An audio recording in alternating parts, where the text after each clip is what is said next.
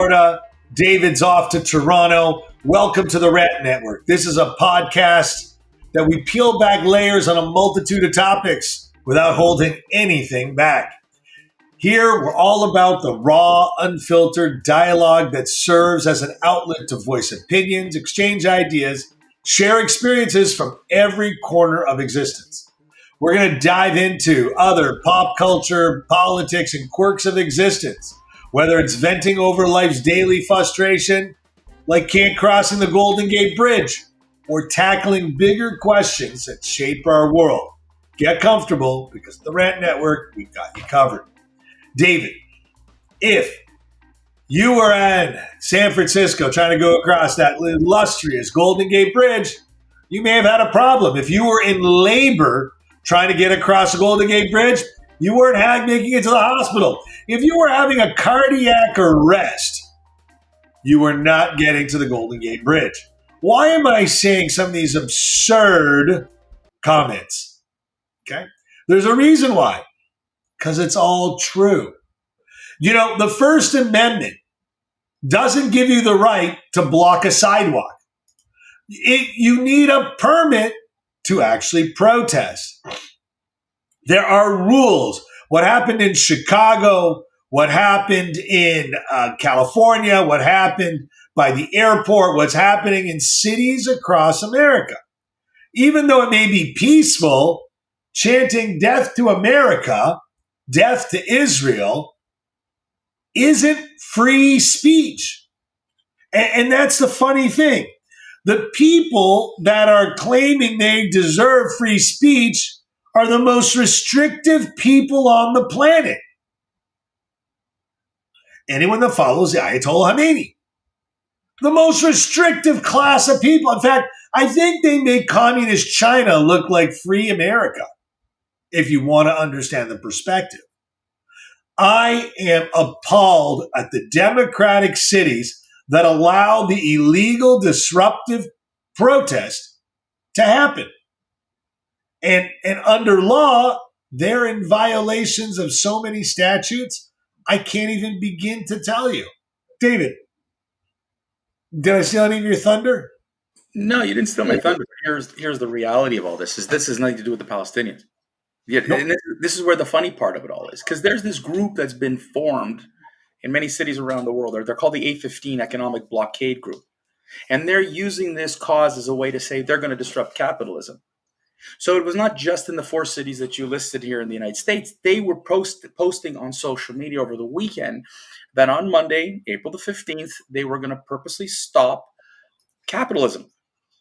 It included cities like Montreal and Philadelphia and other cities. Now, it didn't come through as they hoped it would, but these actions, these movements are nothing to do with the Palestinians. They're using this Palestinian cause as the excuse. They're saying that the global economy is complicit in genocide. This is their mindset right now. This is what they're going to do, and they're going to disrupt until they win.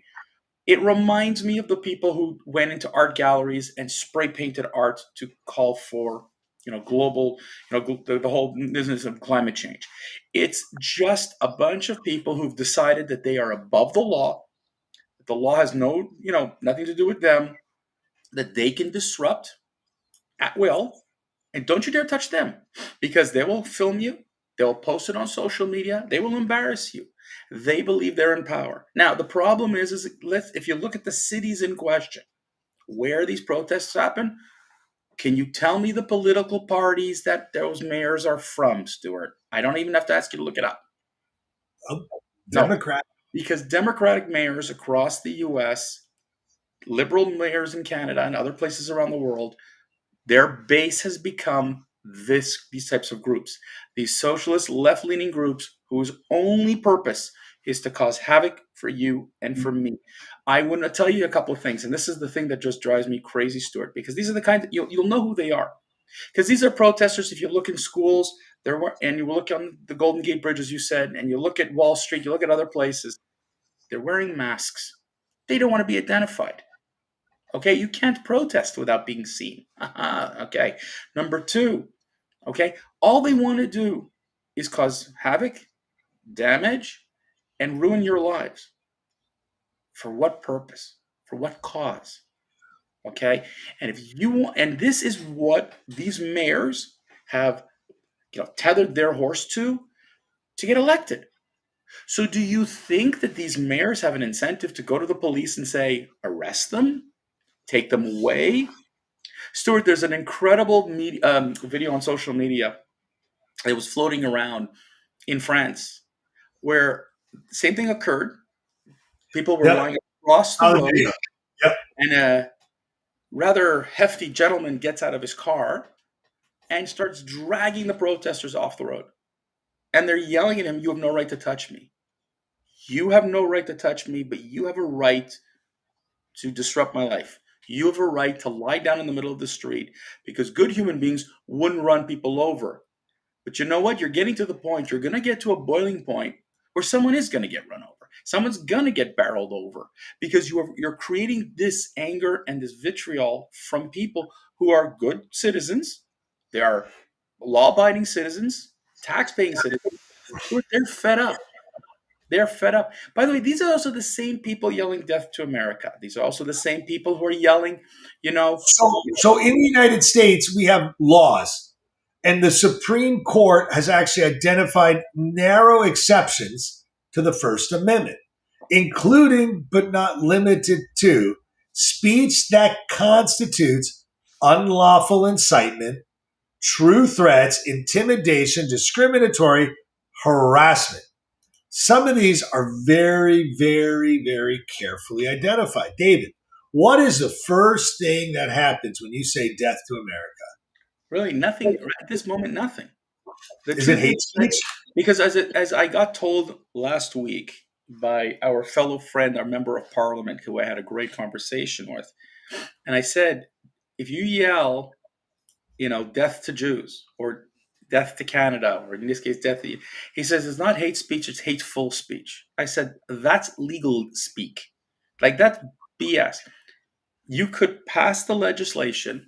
And he said, no, we can't. And I challenged him, saying, a democratic institution like what we have in Canada, the United States, can. If you define that as part of anti-Semitism, if you define that as part of real hate speech, you can. And he didn't want to bite on that. And I think that this is where local mayors and governors and whatever. You look at the governor of Florida. Look what he did. Right? It's funny because everybody's commenting about him and saying, "Don't say gay." Right? He passed legislation where you can't say gay, which is not true. Okay, so why can't we pass legislation that says, "Don't say death to America, death to Jews, death to," like, Well, where is there's a law in the United States about burning the American flag, but I don't see anyone getting in the Democratic Senate. it's petty crime, Stuart, and we're back to the same comment. Petty crimes Yes, are not. but again, misdemeanor, petty crime. It's rules for me, but not for thee. I would love everyone that got a speeding ticket on 417 and call it the 417 Club to everyone who gets a ticket today to go to court and fight it. And when they get there, they should block the system up with 417 tickets. Why? You know what, Stuart? I got to tell you. The funny thing is when Antifa were starting their craziness and their violence and whatever, and when they were clamped down, it ended the violence. Okay, because until you start doing something, they'll push it further and further and further.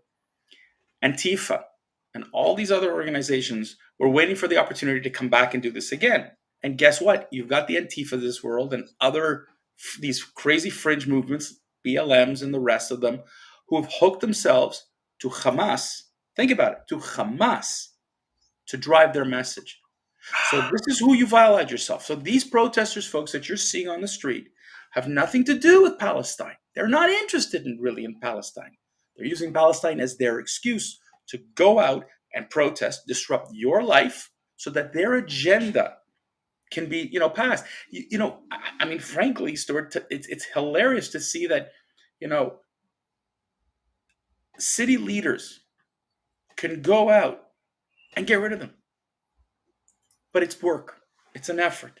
But Democratic leaders, Stuart, went out, and you know what they did so well? They cut funding to police. They made the police their enemy.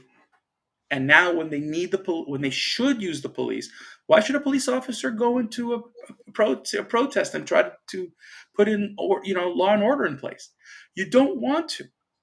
These mayors have created this havoc in these cities. This could be gone. This could be eliminated if mayors like Mayor Adams in New York and the mayors of Chicago and San Francisco and Seattle and all these places would literally do their job.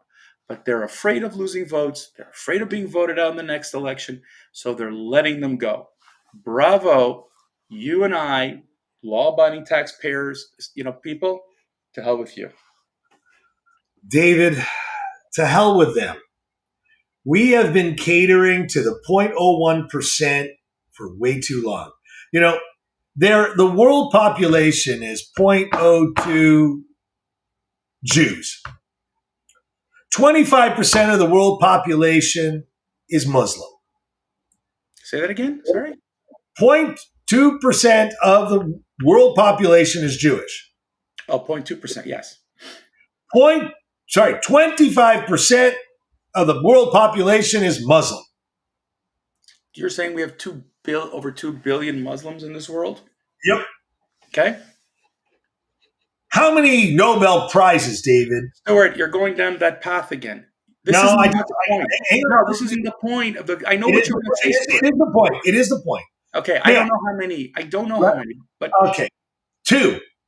How many Jews have the Nobel Prize? Many. Nearly 200. Now, you're looking at what's going on in these democratic cities. We're catering to the 0.2% of the population, but the number of laws being broken is inverted. The amount of the 0.2% breaking laws and breaking rules is overwhelming, and the amount of people that are on the other side, not so much.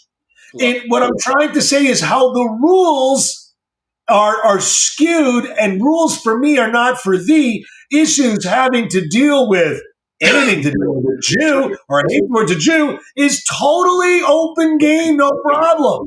I will take you went to I don't call it an extreme, but you went to a certain measurement, and I think that this is the problem that I think that what people in the United States and Canada are going to discover. And I've had this conversation with my friends over here. France let a lot of Muslims immigrate into their country. It was their territory. And there's a massive demographic shift in France because many Jews left due to crime, racism. We saw the Charlie Hebdo attack. We saw attack at a kosher supermarket. We saw all these things where the police were not willing, were unable to, because it was overwhelming, the crime and in many places in France.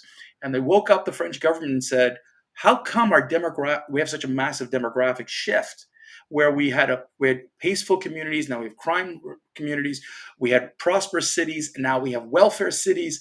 And when they realized what happened, people who were positive for the economy, who contributed to the economy, which included Jewish people, left. And that's what you're going to have in the United States and Canada, is you're going to have a net loss because you're not putting in place from the beginning law and order, structure. I'm not saying all Muslims are criminals. No, I would never say such a thing. You know what? Because you let me finish. He interrupted me. What part of the Muslim group is Ayatollah Bananas, David? No, Stuart. The 0.2%. Okay, less than 1% of all Muslims believe in this insanity. But you're right. But this is not the point. You're focusing on the Muslims. But the protesters, those aren't Muslims. Those are your lefties. Those are your hardcore lefties who have no interest in religion. There's no interest in peace, because if they were interested in peace, they would have called for a ceasefire from Iran. They would have called for Hezbollah to stop. They would have demanded Hamas to disarm.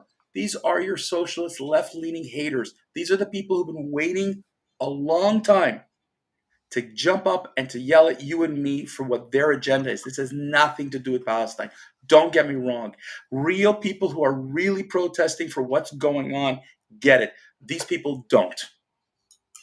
David, on that note, I'm going to wrap it up. That's a wrap for today's episode. A huge thanks for lending us your ears, your eyes, spending a little bit of time with us.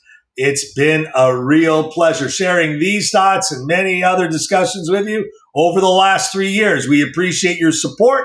It means the world to us. We welcome you back to the next engaging episode every Monday, Wednesday, Friday, noon Eastern. Stay connected with us on social media. Check out David's awesome website because I give him all the credit for that. And if you have passion about a topic, send it to us, PM us, message us, friend us, follow us, share us. Your input's invaluable. Your contribution is immeasurable. And we love your curious minds and we're always open for a conversation. Join us next time for another rendezvous coming to you soon. David, any last sentences? On that note, folks, have yourself a wonderful day.